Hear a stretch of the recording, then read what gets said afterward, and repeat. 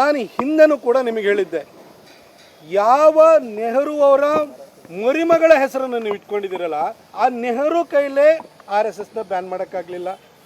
ನೆಹರು ಮಗಳು ಇಂದಿರಾ ಗಾಂಧಿ ಕೈಲಾಗಲಿಲ್ಲ. ಇಂದಿರಾ ಗಾಂಧಿ ಮಗ ರಾಜೀವ್ ಗಾಂಧಿ ಕೈಲಾಗಲಿಲ್ಲ. ಇನ್ನು ರಾಜೀವ್ ಗಾಂಧಿಯ ಮಗಳ ಹೆಸರನ್ನು ಇಟ್ಕೊಂಡಿರುವಂಥ ನಿಮ್ಮ ಕೈಲಾಗುತ್ತಾ ಸರ್?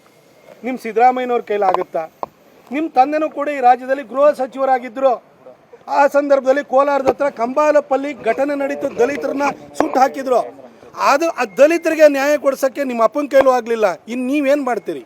ಕಳೆದ 45 ವರ್ಷಗಳಿಂದ ಕಲಬುರಗಿಯನ್ನು ಕೊಚ್ಚೆ ಮಾಡಿರೋರು ನೀವು, ಅಪ್ಪ ಮಗ. ನೀವು ಆ ಒಂದು ಊರನ್ನೇ ಉದ್ಧಾರ ಮಾಡಲಿಕ್ಕಾಗದಂಥ ವ್ಯಕ್ತಿ ಜಗತ್ತಿನ ಎಲ್ಲ ವಿಚಾರಗಳ ಬಗ್ಗೆನೂ ಮಾತಾಡ್ತಿದ್ದೀರಿ. ನಿಮಗೆ ಮೀಡಿಯಾದವರು ನಿಮ್ಮನ್ನೊಬ್ಬನು ಕೂಗುಮಾರಿ ಆಗಿ ಅಷ್ಟೇ ನೋಡುತ್ತೆ ಹೊರತು ನಿಮಗೆ ಯಾವುದೇ ಮನ್ನಣೆಯನ್ನು ಕೊಡಲ್ಲ. ಅವ್ರಿಗೊಂದು ಸುದ್ದಿ ಬೇಕು, ಅದಕ್ಕೋಸ್ಕರ ತಗೊಳ್ತಾ ಇದ್ದಾರೆ ಅಷ್ಟೇ. ಪ್ರಿಯಾಂಕಾ ಖರ್ಗೆ ನೀವು ಇನ್ಫ್ಲೂಯೆನ್ಷಿಯಲ್ ಪರ್ಸನ್ ಅಲ್ಲ.